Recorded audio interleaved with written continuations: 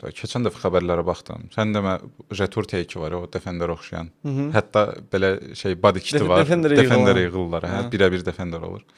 Onun elə bil əlavə yük götürmə bacarığı 375 kiloqramdır. Təsəvvür elə SUV-dir. Offroad-a məsələn reklam eləyirlər ki, ora-bura dırmaşa bilir. Defenderə oxşatmağa çalışırlar. Düzdür, qiymət hərdəsə yarısı qədərdir. Amma 5 nəfər Hə. minsən, 5 nəfər minsən artıq payload yoxdur. hə 5 nəfər 75 kiloluq adam mindi.